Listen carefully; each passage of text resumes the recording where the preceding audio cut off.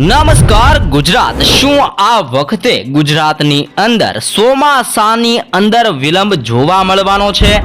ગુજરાતની અંદર વાવણી લાયક વરસાદ ક્યારે પડવાનો છે? સાથે જ ચોમાસાની એન્ટ્રી ગુજરાત ઉપર ક્યારે જોવા મળવાની છે અને ચોમાસાની એન્ટ્રી પહેલા ગુજરાતના કયા વિસ્તારોમાં આંધી તુફાન સાથે કેવો પવન જોવા મળવાનો છે અને આવનાર 5 દિવસ સુધી ગુજરાતના વાતાવરણ ઉપર શું પલટો જોવા મળવાનો છે? સાથે જ ફરી એકવાર એક નવું મિની વાવાઝોડું પણ સક્રિય બનતું જોવા મળ્યું છે, જે આવનાર દિવસોની અંદર આગળ વધીને કઈ દિશા તરફ આગળ જવાનું છે અને વાવાઝોડાની અસરોના ભાગરૂપે આવનાર દિવસો દરમિયાન ગુજરાત ઉપર કેવી અસરો જોવા મળવાની છે? સાથે જ ગુજરાતની અંદર હજી પણ કેટલા દિવસ સુધી આવી જ પવનની ગતિવિધિઓ જોવા મળવાની છે, જેવી અવનવી સંપૂર્ણ માહિતી આપણે આ વિડીયોની અંદર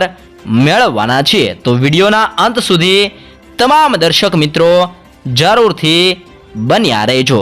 અત્યારે તમે લાઈવ જોઈ શકો છો કે અરબ સાગરમાંથી ફૂંકાતા ઠંડા અને ભેજયુક્ત પવનો સીધા જ ગુજરાતને અથડાતા જોવા મળ્યા છે। અરબ સાગરમાંથી આવતા પવનોના કારણે ગુજરાતના દરિયાકાંઠાના વિસ્તારોની અંદર પવનની ઝડપની અંદર અત્યારે વધારો થઈને 40 કિલોમીટર પ્રતિ કલાકની ઝડપથી લઈને 45 કિલોમીટર પ્રતિ કલાકની ઝડપે તીવ્ર પવન ફૂંકાતો જોવા મળ્યો છે। સાથે જ જેમ જેમ ચોમાસું ગુજરાતની નજીક આવતું જોવા મળશે તેમ 50 કિલોમીટરથી લઈને 60 કિલોમીટર પ્રતિ કલાકની ઝડપે ગુજરાતના દરિયાકાંઠાના વિસ્તારોની અંદર ઘાતક ને ભયંકર પવનો ફૂંકાતા જોવા મળી શકે છે। અત્યારે અરબ સાગરમાંથી આવતા પવનો ગુજરાતની અંદર ફૂંકાતા જોવા મળી રહ્યા છે, ને જેના કારણે ગુજરાતની અંદર આંધી તુફાન અને વંટોળ જેવો માહોલ જોવા મળ્યો છે। ગુજરાતની અંદર પાછલા 4 દિવસથી ભારે અને તીવ્ર પવન ફૂંકાતો જોવા મળ્યો છે। સાથે જ ચોમાસાની જો માહિતી મેળવીએ તો ગુજરાતની અંદર શું ચોમાસાનું વિલંબ જોવા મળશે કે નહીં તેની માહિતી મેળવીએ તો અત્યારે ચોમાસાની દસ્તક અંદમાન અને નિકોબારના વિસ્તારોની અંદર જોવા મળી છે। એટલે કે અંદમાન અને નિકોબારના વિસ્તારો સુધી ચોમાસું પહોંચી ગયું છે અને ત્યાંથી ચોમાસું આગળ વધીને કેરળના વિસ્તારોની અંદર જશે। ત્યારબાદ બેંગલવીના વિસ્તારોની અંદર, બેંગલવીના વિસ્તારોથી આ ચોમાસું મુંબઈની અંદર અને મુંબઈથી આ ચોમાસું ગુજરાત સુધી આવતા ખાસ કરીને 10 જૂનથી લઈને 15 જૂન સુધીનો સમય આ ચોમાસું લઈ શકે છે। દર ચોમાસું ગુજરાતની અંદર જૂન મહિનાની અંદર દસ્તક આપે છે। ક્યારેક જૂન મહિનાની શરૂઆતની સાથે જ ચોમાસાની દસ્તક ગુજરાતની અંદર જોવા મળતી હોય છે, તો ક્યારેક જૂન મહિનાના અંત સુધીની અંદર ચોમાસાની દસ્તક ગુજરાતની અંદર જોવા મળતી હોય છે। તો આમ આ વખતે ગુજરાતની અંદર ચોમાસાની દસ્તક 10 જૂનથી લઈને 15 જૂનની વચ્ચે ગુજરાતની અંદર ચોમાસાની દસ્તક આ વખતે જોવા મળી શકે છે, જેને જોતા હાલ અનેક વિસ્તારોમાં તીવ્ર વાતાવરણની અંદર પલટો જોવા મળી રહ્યો છે અને ઘાતક પવનો પણ ગુજરાતના અનેક વિસ્તારોમાં અત્યારે ફૂંકાતા જોવા મળ્યા છે। પવનોની સાથે સાથે ગુજરાતની અંદર ગરમીના પ્રમાણની અંદર પણ 1 થી 2 ડિગ્રીનો વધારો જોવા મળ્યો છે।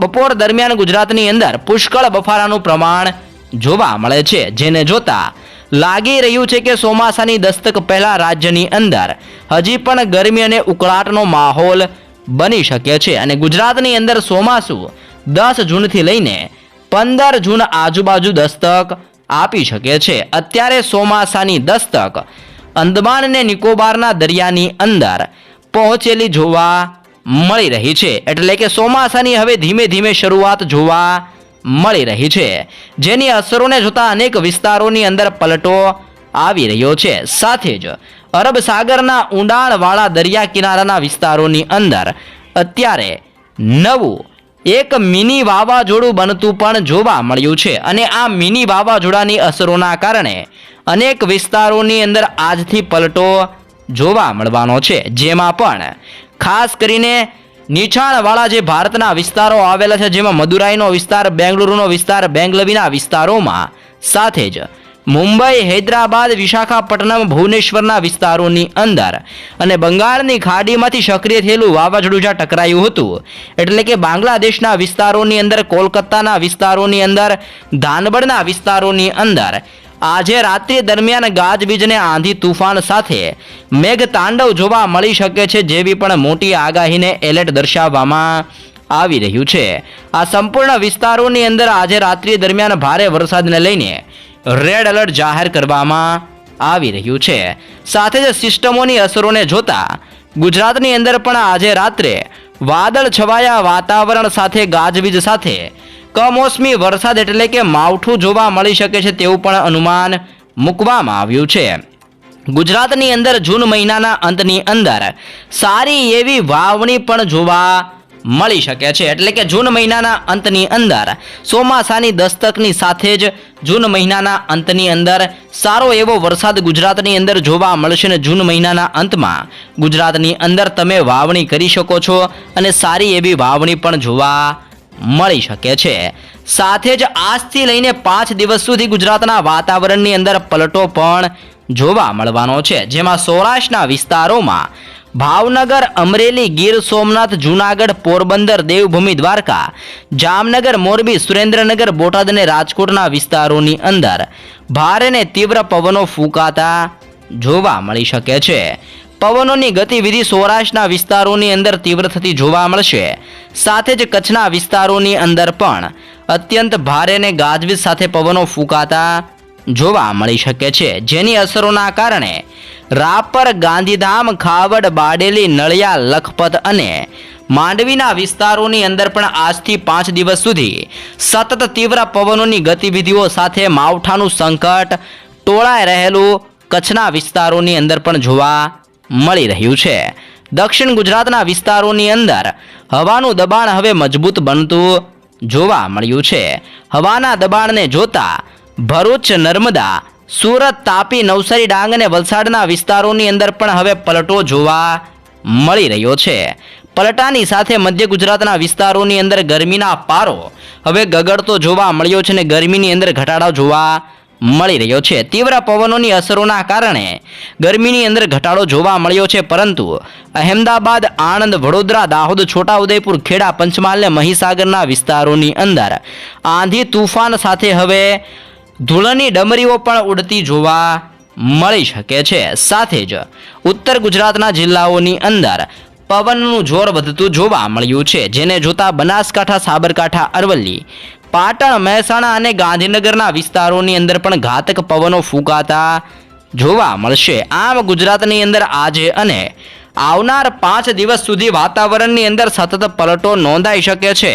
પલટાની સાથે ભારે અને તીવ્ર પવનની ગતિવિધિઓ પણ ગુજરાતની અંદર ફૂંકાતી જોવા મળશે અને ચોમાસાની અંદર રાજ્યની અંદર સારો એવો વરસાદ જોવા મળવાનો છે અને 2024નું ચોમાસું ગુજરાત માટે સારું રહેવાનું છે, ને જેમાં 98% લઈને 102% સુધીનો વરસાદ આ ચોમાસા દરમિયાન અનેક વિસ્તારોની અંદર જોવા મળી શકે છે તેવું પણ અનુમાન મૂકવામાં આવ્યું છે. ચોમાસાની દસ્તક અત્યારે અંદમાન અને નિકોબારના વિસ્તારોની અંદર જોવા મળી રહી છે, ને ત્યાંથી હવે આ ચોમાસું કેરળની અંદર આગળ વધતું જોવા મળ્યું છે. બંગાળની ખાડીની અંદર સક્રિય થયેલા વાવાઝોડા બાદ હવે અરબ સાગરના દરિયાની અંદર પણ મોટી હલચલ સર્જાતી જોવા મળી છે, ને જેના કારણે પવનની તીવ્રતાની અંદર વધારો થયેલો જોવા મળ્યો છે. અને અત્યારે અરબ સાગરના દરિયાની અંદર પવનની તીવ્રતા 80 કિલોમીટર પ્રતિ કલાકની ઝડપથી લઈને 85 કિલોમીટર પ્રતિ કલાકની ઝડપ સુધી તીવ્ર પવનની ગતિવિધિઓ સુધી આ મિની વાવાઝોડું પણ આગળ વધતું જોવા મળી રહ્યું છે. આમ ગુજરાતની અંદર આજે અને ચોમાસાની દસ્તક પહેલા હજી પણ ભારે ને તીવ્ર પવનો ફૂંકાતા જોવા મળી શકે છે. ભારે પવનોની સાથે અનેક વિસ્તારોની અંદર ગાજવીજને કડાકા ભડાકા જોવા મળશે તેવું પણ અનુમાન ગુજરાત અને અનેક વિસ્તારો માટે દર્શાવવામાં આવી રહ્યું છે. તો વરસાદ, વાવાઝોડા અને ચોમાસાને લઈને આવી તાજીને પળપળની માહિતી સૌપ્રથમ મેળવવા ચેનલમાં નવા છો તો અત્યારે જ લાઈવ ગુજરાત સમાચાર યુટ્યુબ ચેનલને પણ જરૂરથી મિત્રો સબસ્ક્રાઇબ કરી લેજો.